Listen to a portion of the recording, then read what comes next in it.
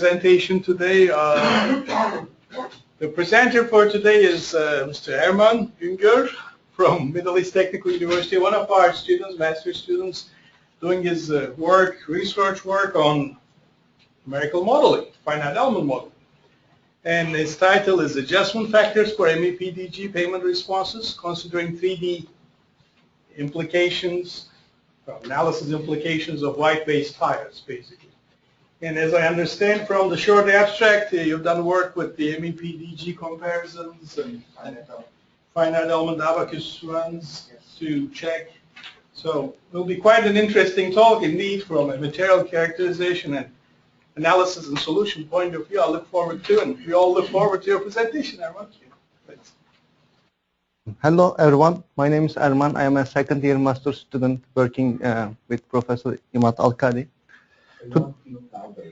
Okay, today I will be talking about developing adjustment factor for MEPDG payment responses, considering three-dimensional analysis and white-based tire effects. Here's my outline. First, I will briefly talk about the H2 payment design background and how MEPDG was developed. And then I will talk about the MEPDG design guide itself. And then I will speak about how we solve this problem, how we solve limitations of MEPDG. And then I will share results, and I will also do some discussions about the results that I will be showing. And finally, I will finish my presentation by giving some conclusions. Till the mid of 20th centuries, there was no, world is lacking the published and comprehensive payment design guidelines. Because of this fact, the Highway Research Board approved construction of a new test section in Ottawa, Illinois in 1955. Ottawa, as you see here, it is north of the Rantoul, and it's somewhere between Rantoul and Chicago. And this test section was open to traffic in 1958, and the test started at the same time. There were 4 design guides were developed based on ASHO road tests. First design guide was 61 interim guide. Then they revisited and reviewed 61 design guide, and they published another one in 72. And then they modified the equations given in 72 interim guide, and they published another payment design guide in 86. So there were some modification between these 3. For example, in 86, they started considering resilient modulus for subgrade for payment design guide. And finally, in 93, they finalized this, and they published 93 H2 payment design guide, which is still popular throughout the world, and still it's used a number of states in this country in United States. And this is the final equation which is given in 93 H2 payment design guide. As you see, this equation is purely empirical, which means that it's coming from the regression analysis. And as you see, all the design guide between 1960s and mid 1990s were like empirical based design guides. So what is the advantages of using empirical based design guides? First of all, they are very time efficient. You have only one equation, and considering the computer power that we have today, it is very easy to solve them. And the other one, they are very easy to implement and use. As you see, there are only one equation with like a couple of inputs, and they are very easy to implement and solve these equations. But what's the disadvantages of these empirical based design guides? Why we are trying to switch to mechanistic based design guides? The reason is that they are applicable only to conditions similar to those for which they were developed. What I'm saying, for example, I will be talking about it detail in following slides. But for example, you conducted test in one particular climate zone, and you want to make a new design in another climate zone. In that case, you are sort of doing extrapolation that we want to avoid when we are doing payment design. By saying that, now I will like to talk about the conditions existed in H2 road tests. Obviously, it only considers one climate zone, which is the Illinois climate zone. very limited sets of material. It has only 7.75 inch and 1 inch asphalt layer thickness. I mean, when you consider the pavement design which we are using today, you can tell that we are extrapolating a lot. And then they have only four different types of base material. Only one type material for subgrade, which was, I believe, A6 or A7, and limiting traffic volumes. Like when you think the traffic volumes back in 1960s and when you think the traffic volumes that we are having right now, you can say that there are really big difference between those. And axle loads have been increased, and new technology for tire types. Now we have white base tire in addition to dual tire assembly, totally new construction methods, and so on. So this road test basically shows that the condition existed in actual road tests were very limited, and most of the time that we are designing new pavement using this empirical based the methods, we are doing extrapolation that we want to avoid. Therefore, the need for new advanced design guide was recognized in 1968 by the agencies and the engineers, and then NCHRB project 137A was launched in 1998 under the sponsorship of the FHWA, NCAP, and ASHTO. And after 6 years of work, in 2004, they released the mechanistic empirical pavement design guide. And after this, the new projects 140A, 140B, and 140D were reviewed and revised MEPDG, which resulted in a new pavement design software, which later known as a Darwin ME, and the new, I will say, like improved version of the existing MEPDG design guides called MEPDG and Manual of Practice. This design guide is mostly developed for developing a computer software here. And finally, in 2013 August, they changed the name as the ASHTO Payment ME Design Software instead of Darwin ME, and I'm hoping that they're gonna stick with this name. So after giving the brief history about MEPDG development, now I would like to talk about the MEPDG itself. So MEPDG stands for, as I said before, Mechanistic Empirical Design Guide. Mechanistic means that we are solving the payment system by using the theories, and then we are calculating the distresses by using some empirical equations. This is the flow chart of the MEPDG. So basically, it takes all kind of inputs, structure, materials, environment, and traffic, and then it calculates structure responses considering these inputs. This box is means that stands for or refers to mechanistic part of the design guide, and then using the transfer functions, which are empirical, we are calculating or predicting the distresses, which refers to the empirical part of the design guide, and then we are checking the design criteria, and we are keep iterating this flowchart until the design requirements are satisfied. So for the sake of this study, we are interested in this box here, structural responses, because as seen from the figure, like predicting structural responses is very important to predict the overall performance of the payment. Because if you make a mistake here, naturally it's going to contaminate all rest of the payment design guide. MEPDG has really theoretically sound and ground methodology and procedure to compute the structural responses, but still it has some limitations and unrealistic assumptions, which may lead to inaccurate, I will say, response calculations. Before talking about the limitations of MEPDG, I would like to explain the mechanistic part of the design guide, how it works for the flexible payment, of course. First, it starts with the subdivision. Basically, you give your payment structure to MEPDG, for example, 3 inch of AC layer, 6 inch of base layer, and so on, and it subdivides it into smaller pieces. The reason of this is to account for the temperature and aging gradients. And after this, dynamic modulus are calculated at the midpoint of each sub layer, considering velocity and temperature. I would like to take your attention to wording that I have been using. The aging velocity and temperature. So it should remind us of the term of viscoelasticity, which means that MEPDG recognized the fact that the asphalt concrete shows the viscoelastic properties. And after having our subdivided payment structure, modulus, calculated modulus, then it runs to Julia, which is a linear elastic theory computer software, just like BISA, just like MN layer, KN layer, and so on, by also considering the other inputs such as loads.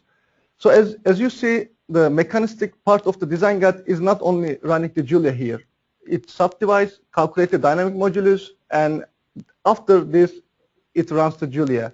So it has really well and theoretically sound procedure to calculate payment responses, but still, it has some limitations. I will talk about the limitations of MEPDG by comparing MEPDG with the finite element analysis. First of all, analysis type. I said that MEPDG implicitly considers viscoelasticity, but still it runs the Julia, which is the linear elastic software, and it doesn't consider the motion of tire. Basically, it assumes that the tire is steady and it's not moving, which is not real, of course. And tire type, because of the contact area that it is assuming, it can only consider real tire assembly. It cannot capture the white-based tire effect on contact stresses. Contact stresses, it only assumes that 2D uniform pressure, but we know that in the real life, tire applies 3D contact stresses in vertical, longitudinal, and transverse direction, and these stresses are not uniform, they are non-uniform. Contact area, in MEPDG, it's assumed as a circular. Basically, it's calculated dividing axial load by the tire pressure. But in finite element analysis, we are our contact area that we are considering in finite element. It is true measured tire contact areas. Friction between layers in linear elastic theory. So MEPDG procedure assumes that the distributed spring model to model the interaction between the layers. But in the finite element analysis, we are using a model called elastic still model, which is able to simulate what is really happening in at the interface between the layers. And finally, the AC layer material properties, it also uses master curve, but to be able to get the complex modulus, you have to calculate the frequency. And MEPDG has a procedure to calculate frequency of loading. But as proved in two of the Professor Al-Qadi's paper, this procedure to calculate the loading frequency has some limitations, which results up to 140% error. So until this point, I try to explain why we need to modify the mechanistic part of the payment design by explaining the limitations of them. Based on the fact that what I have just said, the objective of this study develop adjustment factors which modify the payment responses obtained from MEPDG procedure and accordance with the results from finite element analysis, where we believe that we model the tire payment interactions more realistically in terms of loading conditions and material characterization. An approach that we came up with dividing the limitations into two groups, one for the model complexity regarding the material characterization and loading condition, and the other one is incapability of simulating white-based tire. This flow chart demonstrates our research approach. We are going to develop two adjustment factors, one for the converting responses from real tire assembly to white-based tire, and the other one accounting for the model complexities and limitations in MEPDG procedure. Now I will start talking about the development of each adjustment factor, and I will share the discussions and results. Before starting talking about the adjustment factor one, I would like to take a moment and thank my research colleagues, Jaime and Angeli, because the finite element analysis have been run by them. I only implemented MEPDG and run those cases in MEPDG procedure. The total of 240 cases for white-based tire and real tire assembly have been run in Abacus considering same material properties and payment structures. And the only difference between these two cases are contact stresses and contact areas, which were again measured under the same axial load and tire pressure. Why they are resulting in different contact stresses? Because of the structural difference in dual tire assembly and white base tire. We developed adjustment factor for like total of 8 responses, compressive strain within each layer, tensile strain at the bottom of AC, shear strain within each layer. But because of the time limitations and for the sake of brevity, I will be only showing like 4 of them. This is transverse strain at the AC surface. The y-axis shows the dual tire assembly. The x-axis, y-axis shows the white base tire. And here we have 2 lines. One is light green, the other one dark green. Light green here is basically unity line. It shows the y, basically y equals to x. I put this line to give you an idea that how significant to apply correction factor on the response. In other words, this gap, this difference between these 2 lines is interpretation of these coefficients of x here. So what I'm saying, for example, if you check the coefficients of x, you will understand that the white base tire is generally resulting in higher responses than dual tire assembly, and by the factor of about 1.5. And this is transverse strain at the bottom of AC. Again, we have a good correlation, and again, white base tire is resulting in higher responses than dual tire assembly. This is compressive strain within the base. Again, we have, as you see, the correlation is increasing as I go to deeper the pavement. This is because of the fact that when you go deep from the pavement, the effect of non-uniform tire contact stresses is diminishing, and the axial load is becoming governing factor in responses. That's why we are having more and more like higher and higher correlation between these 2 data, and the coefficients of x also decreasing when we are going deeper. And again, I will repeat the reason behind it, because when you go deeper in the pavement, the governing factor in responses becoming axial load, which is same for 2 cases. What is different between these 2 is contact stress distribution, which lose its effect when you go deeper in the pavement. And this is another demonstration of what I just said. Again, this is the shear strain within the AC, which occurs 1 inch below the surface, and as you see, the correlation values dropped down, and the coefficients of x increased, comparing the compressive strain within the base. So this finalized my results about the adjustment factor 1, which converts white base tire responses into, which converts dual tire responses into the white base tire responses. Now I will be talking about MMPDG adjustment factor 2, which accounts for the model complexity. For this adjustment factor, only dual tire cases are considered, because one more time, white base tire effect cannot be captured by the MMPDG. A total of 36 cases have been run in Abacus for dual tire assembly, and same cases have been simulated in MMPDG. Here I want to say that running the same simulation in finite element and MMPDG is very important for the sake of the accuracy of this study, because we want to have the consistent input between these 2 approaches so that we can compare the apple and apple. What I am saying, for example, we have to apply same axial load in finite element and same axial load in MMPDG so that we can compare the results and we can come up with the adjustment factor. For axial load, for example, when we are measuring the contact stresses, we are applying axial load and tire pressure, and we are using this axial load and tire pressure as an input in MMPDG. Contact area, for finite element analysis, it is measured, and for the MMPDG, it's basically calculated dividing axial load by the tire pressure.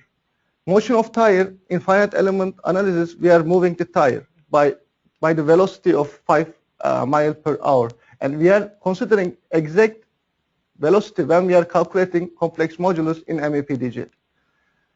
Temperature, we are using basically the same temperature profile in both finite element analysis in MEPDG. That was the hardest conversion that I faced, the converting elastic stick model into the distributed spring model. I don't want to go into the details, but if you want, we can discuss about after the presentation. And the material properties, basically we use same master curve, same linear elastic moduluses for base and subgrade. So I was able to convert the finite element inputs to MEPDG, but the problem, like I had two choices. One of them is using the H2Ware software to get the responses, and the other one implementing the MEPDG as a standalone code in my computer by using the computer languages.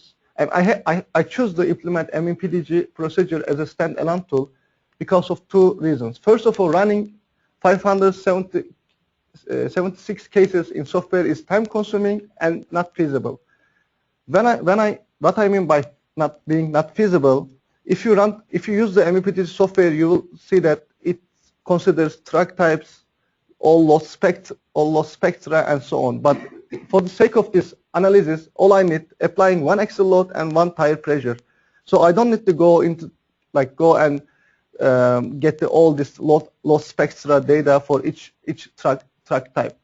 And the second reason is, which is more important, this software only gives the critical payment responses used in transfer functions. However, we are also interested in other responses such as shear strain within the AC payment layer, because it is believed in the literature that the vertical shear strain might be the main cause for having the top-down cracking instead of the tensile strain at the AC surface. So I implemented the MEPDG as a standalone MEPDG procedure as a standalone tool, and I ran the simulation, and I faced some issues. The issues was differences in loading conditions and in general in the model introduces serious challenges to complicate development of adjustment factor 2. And to obtain statistically good correlation for adjustment factor 2, the cases were divided into thick payment, thin payment with strong base material, and thin payment with a weak base material. Now I would like to remind that when I was developing adjustment factor 1, I didn't group the responses based on payment structure like thin payment or based on the material characterization such as strong and weak. But for developing adjustment factor 2, I had to do that because of the challenges that introduced by differences in models. Now I will show the adjustment factor 2 results. Again, I have like in total like 30 plots for this adjustment factor 2, but I will be showing like 4 or 5 of them. This is the tensile strain in transfer direction at AC surface for the thick payment. Here I obtained good correlation because of the fact that if you go and check the linear elastic theory and try to find the location where has the maximum tensile strain at the surface, you will see that it occurs far away from the wheel pad, where the governing factor in response is the axle load, not the contact stresses. That's why I have a relatively good correlation, and I would like to take also your attention to these coefficients here. It is 3.5, which means that finite element is resulting 3.5 times higher responses than MEPDG. This finding is matching what's found in the literature, because we know that due to some numerical implementation of the linear elastic theory, the linear elastic theory results inaccurate responses for tensile strain specifically for the surface, and this shows how linear elastic theory underestimates the tensile strain at the AC surface, which is important because currently in MEPDG, tensile strain at the surface used to predict the top-down cracking. That's why it is very important, one of the important responses. The second graph is tensile strain in transfer direction at the bottom of AC for, again, thick payment. One more time, when you go deeper in the payment, the effect of non-uniform tire contact stresses is diminishing, and we can see this observation here in the correlation factor by having it higher than before. Here, if you see the coefficient of X, you can tell that, like, for specifically for this response, there is not much of difference between MEPDG and finite element analysis, and the reason is what I have just said. Tensile strain, and I have very similar case for the thin payment. Before the previous, this one was thick payment, and this one for thin payment, and pretty much same trend is being observed. Only difference is having the lower correlation of the R square value, and the reason, again, the effect of non-uniform contact stresses. And this is the compressive strain within the base for the thick payment. I have relatively higher R square value, and the reason is, again, the governing factor in response is axial load rather than contact stresses. So this, I like to remind us something about our finite element analysis. For the thick payment, we consider base as a linear elastic material. On the other hand, for thin payment, we consider this as a nonlinear material. So I would like to take your attention to the coefficients here. Before it was 0.65, which means that MEPDG is resulting higher responses than finite element analysis, but here it's 4, which means that finite element analysis resulting 4 times higher responses than MEPDG. This finding is also matching with the literature, because in the literature it's said that considering base as a nonlinear material results higher responses if you consider it only linear elastic material. And these coefficients here shows the significance of considering base material as a nonlinear material. And the last plot is coming from the shear strain within the AC, with you can see very, very low with R square value. I put this plot intentionally to show one more time the importance of the considering non-uniform contact stresses in our payment design analysis. MEPDG doesn't consider contact stresses, it only considers the 2D uniform pressure. On the other hand, as I said before, finite element, we are considering non-uniform contact stresses, and especially for shear in the AC, the effect of non-uniform contact stresses plays really important role. And if the top-down cracking is proved to be caused by the shear strain within the AC, it means that the MEPDG fails to predict top-down cracking accurately. So now I will quickly show the numerical example how this adjustment factor can be applied. So I choose the compressive strain within this subgrade. MEPDG calculates this response as 557 microstrain for this case here. And the adjustment factor 1 is given as this formula specifically for this response, and adjustment factor 2 is given here in this formula specifically for this response.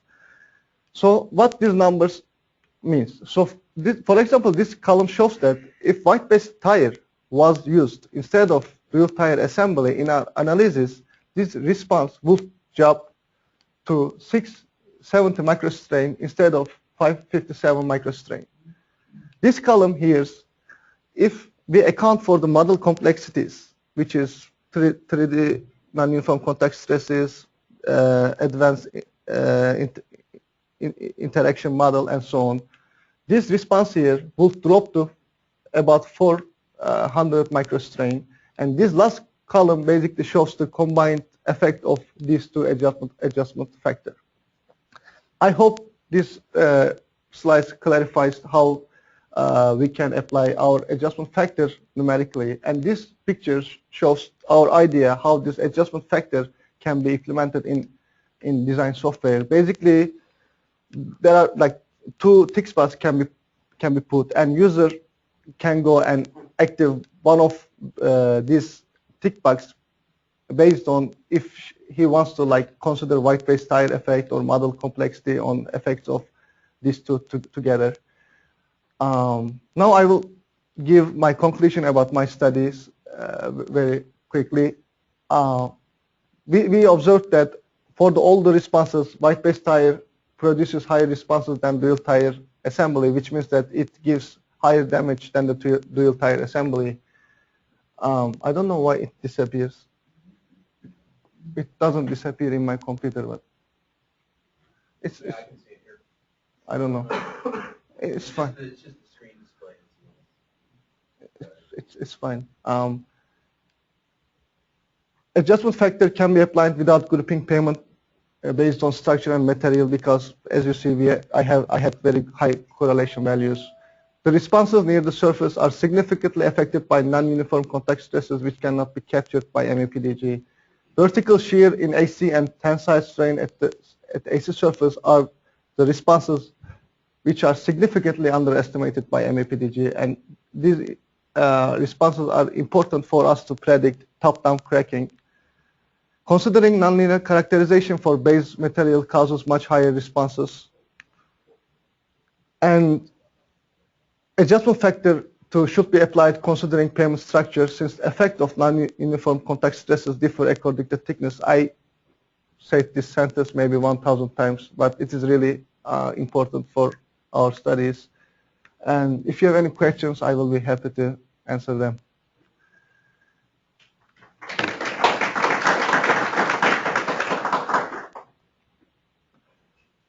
I apologize if I was so fast. I don't know, it's my nature. I go so fast. Questions?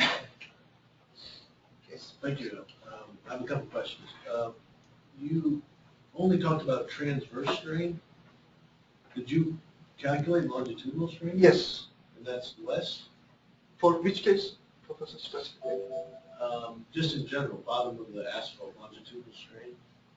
For white base tire effect or model complexity effect? For white base tire, it doesn't matter. White base tire always produces higher responses than dual tire assembly. And the strain's the same in both longitudinal and transverse? No, they are not. They are not same.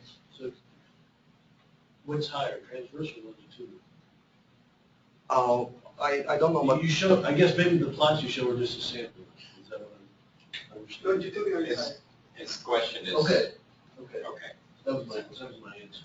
Okay. 'Cause I always thought longitudinal was higher, and you're showing transverse. What's the answer again for everyone? I think, Erman, I don't think I can understand the question. Go back to it's been the beginning. Why did you not present horizontal strains? I think the question. Longitudinal. I mean, Longitudinal strains. I selected like one strain at the bottom of AC. I mean, I didn't have like specific reason not to present longitudinal. Oh, okay. I could have presented it. which one is more critical? Basically, MEPDG gets whichever is higher. Like it calculates both, and whichever is higher, it gets it. Generally, you get longitudinal, but sometimes you get the transverse in some occasions, but yeah. We have both, like in our project, but I didn't put everything here. That's fine. So it wasn't, you weren't just showing the worst case scenario. That's why I got confused. Oh, maybe, yes, maybe. Did you compare, you wouldn't compare any of this with standard single row tires, would you? No, we have, You're doing dual tires with Yes. wide base. yes. So You were talking about the steering wheel. Yeah, or just any, maybe they don't have. We didn't we considered only dual tire assemblies, and we didn't consider white base tire, which is one single tire in MEPDG, because we know that the contact stresses difference caused by white base tire cannot be captured by linear elastic theory.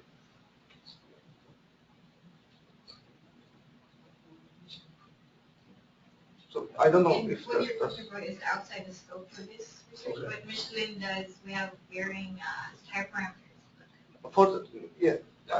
Yeah, that answer, we did steering wheel, but it wasn't part of this work, yes. I guess the main emphasis then was how wide-base tire as opposed to the traditional dual, which is used in easel calculations, right? Yes. It's comparing. You have kind of a narrow kind of scope right now. Okay. I did have one other question, sorry to, you said the tensile strain at the surface was primarily not correct because of layered elastic numerical analysis, was that? Yes, I just reviewed that paper, Professor, actually. So it says that when they're implementing linear elastic theory in the software, first they observe some numerical Instabilities. Huh? Instabilities. instabilities to take this integration, which results in inaccurate responses. Is that your reason, or that was what the paper said? That was what the paper said. So, because I'm curious, the difference is so large, I wouldn't think it's only because of that. Like, when you show the top tensile strength Yes. on the surface, It was very. you're saying like 4 times difference. Yeah, like in linear elastic theory gives very small tensile strain at the surface because it finds it like very far away from the tire contact stresses. But in finite element analysis, we are finding like kind of closer to tire the wheel pad. That's why the difference is that big. Yeah, I guess I would have come with a different conclusion. It's not the calculation error in layer elastic so much as the 3D contact stress accounting for a mere surface tensile stress. That's how I read what you're doing. Yes, maybe I should have said. Because the tensile stresses are much higher just because you have this 3D contact stress at the surface that's generating much higher strain. Yes. In finite element case, yes. Okay. But I was yes, it's correct. All right. Yeah. Well, that's a good point. I was thinking, well, you know where my question is coming from. Payment based on the base course comparisons. At one point you said the thin versus thick you were saying for the payment base, right? Yes. In the thick one you considered nonlinear, and the thin one you didn't? No, in thick one we considered base as a linear elastic because we have thick acid payment, which we believe that it mainly carries the load. Okay, I guess I got it wrong then. And then you were calculating responses in the middle of the layer in each case? For finite element, we are basically finding the maximum. Which is on top? Yes. Okay. The stresses are higher and everything. Yes. We are, Stress-dependent model you're using, right? Nonlinear? yes, in finite element, what we are doing, we are basically going through all the elements and we are getting the maximum the response, which happens throughout the whole layer. But in MEPDG, it's always happening at the top of the layer. Well, what is happening at the top of that? In MEPDG, in linear elastic theory, maximum compressive strain in base happening always at the top of the layer. But in finite element, it might not be the case because of the nonlinear base characterization. That's why we are going through all the elements and finding them. I'm not sure how that contributes because the stress distribution, when you think about that, the stress-dependent modulus properties, there's one modulus versus modulus properties are quite higher towards the high, where the stresses are higher, like the stress ball, right? So modulus takes that kind of a shape, basically, modulus distribution in the base course when you look at that. So, and then I know in payment, it usually goes into the middle of the layer to pick up the critical payment responses and everything. Sometimes things can show up much higher in the top, and there's still debate on which location is the correct location to pick. For rutting of that base course, for example, where's the critical payment response? Vertical stress on top of, or strain, whatever. Like stress value, but right? Where'd you get that from? And how that affects the asphalt, because base is supporting the asphalt. So if there's higher modulus and better support for asphalt from the base, that's nicely correctly accounted for by nonlinear analysis, that will change your asphalt responses also, correct? Yes, yes. So those things are completely missing. There's a void out there now in payment ME on that because they just dropped the level 3 analysis, level 1 analysis. There's no, right. So, and Actually, no, may I? sure. Yeah. Actually, this is that using the nonlinearity for the base layer is considered for the thin layer. So whenever we're dealing with thin layers, that's considered.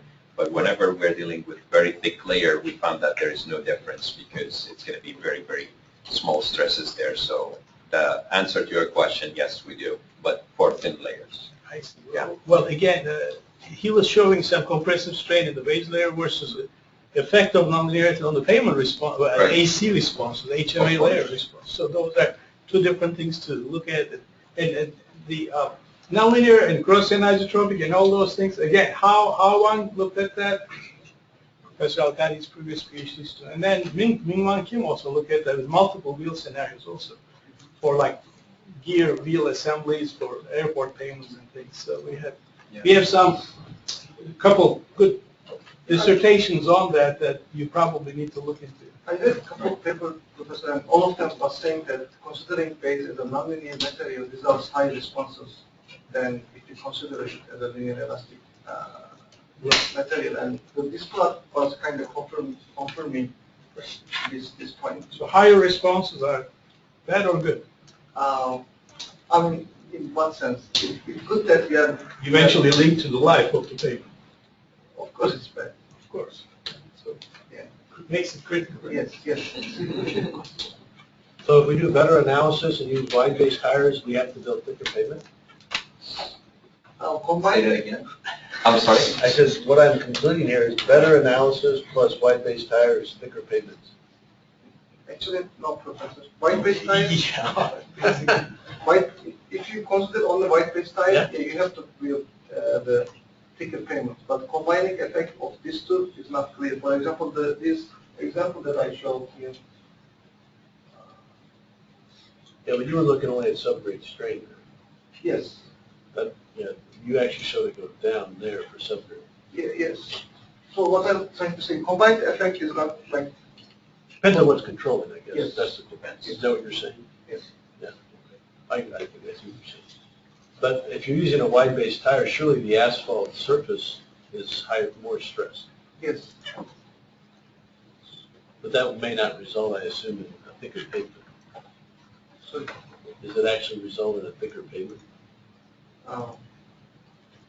I mean, if like I'm considering we are having high responses because of real tire assembly, which gives high damage. So we have to kind of control or reduce this damage problems. And one way is having the pavement, and the other way is having the asphalt is stiffer. So there are a couple of solutions to solve that problem. So I think, let me put the question in a different way, if I may. So if you're going to have like a helicopter picture from the top here and look at it and say, okay, so which one's going to be performing better, the thin pavement or thick pavement when they are exposed to wide-based tire? Thick pavement. And the reason? First of all, thick pavement, as I showed, like because of nonlinear characterization, it results higher compressive strain in base, which increases the rutting, which is one of the biggest problems. And I am not like this. The comparing tensile strain at the surface and the AC at the bottom of AC is not clear because thick pavement results in higher response at the bottom of AC, but on the other hand, thin pavement results in higher responses at the AC surface. So I will say again that considering the compressive strain within the base, I will say thick pavement will show better performance than thin pavement. You know, just concentrating on the asphalt, the effects on asphalt and things. I know some former students compared, especially looking at just the tire and pavement contact, the wheel, the tire treads and things, and all the detailed finite element simulations, like June did some of that. Primate's doing it, Ms. Angeli. So I thought comparing white base versus dual tire, the old, trucks that we had dual tire, it wasn't necessarily white base was more damaging, right? That's what I remember from previous Actually, research. that's ultimately, was what my intention from the question. I guess if you are looking at it from the bigger picture, for thin pavement, the white base will be doing more damage. If you are going into the thick pavement, the damage will be definitely less. So you're going to look at it now, where is that the truck's going to be driving more and so on. So we did have some factors as to the damage for the rutting or fatigue or whatever. So, but in general, yes, the thin pavement, it's going to be more damage for the white base tire. Yep. And pavement maybe doesn't And of have a course, chance, it's it doesn't have a the type of white Yeah. position to White, be able yeah. to predict it. Yeah, and that's a big thing, actually. We didn't talk about it because now we're looking into the one that is marketed in the United States, which is the 445. But if you look at other countries like in Europe, they are still marketing the 385 and they have the 495. So each tire, it has a little different kind of damage. Yep. But most of the top-down cracking we see is on thicker pavements, isn't it? And that's the whole intention of building the perpetual pavement, because you wanted the damage to be on the top, so you can go ahead and mill it and replace. And what we found here is that the damage that you're getting from the white base tire is less on the upper layer when you have thick pavements because of the uniformity of the load. So you have similar tire pressure, but also you have more uniform load because of the structure of the white base tire. So there's more things involved than just one tire is that size and the other one is this size. There's a complete different structure for both tires. So you use a different distribution depending on the thickness on the surface? No, we are measuring the tire contact stresses, and that's what we are applying, and that's the same one is applied for thick and thin pavement. But remember, the contact stresses that you have is different between white base tire and dual tire. So what we are using is what we are measuring. So white base tire in general has a less tendency to have the surface cracks and the shear happening. I would say by what, correct me, Jaime, 10%? You did a thick one. It's maybe 10% for the surface and sound strain on the surface and the vertical shear strain next close to the surface. Yeah, something like this. I mean, from all the previous ones. Yeah. It depends, of course, on the pressure and the load and so on. But general, I'm saying 10%. Yeah, one other thing, I guess, that all the dynamic finite element analysis and, and to the detail with the contact stresses, how do you bring some of those conclusions into building or developing adjustment factors for MEPDG to take care of white base? So If you have like basically counting all model complexities in one adjustment factor. there may be several Change MEPDG. Change yeah, That's complete. You know, that's the thing is, I think, Carol, if I may, I mean, he touched on very important points from the first beginning. First, that MPDG, they are using the circular load, they are using the uniform pressure, all these things. So you cannot address them all one by one. So that's why the idea of two adjustment factors, one for the white base and one between finite element and the elastic method. And think about it, there is calibration factors on top of it. So whatever you do, they're going to apply calibration factors, Transfer right? functions. Not the transfer functions, calibration factors. Oh. A part of the transfer functions, yeah. Well, eventually the shift factor. Would the top-down cracking module work then if you had these strings? I don't know. I mean, it depends who you talk to. I'm one of the people who doesn't believe in top-down cracking, so I wouldn't say yes. You don't believe in it? No, I do believe that it's near No, the surface because it depends. Most of the time, it's close to the surface, Yeah, whatever you and call it. then it might happen the surface if you have really aged pavement and so on. But mostly, it might happen close to the surface. So the answer is depends on the terminology you're using.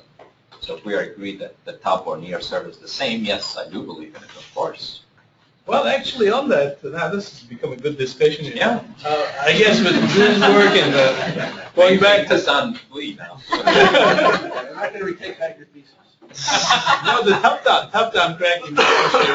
I guess June was showing the sheer strain being a major problem on the Yeah, surface. of course. But now I see Erman is talking more tensile strains and things.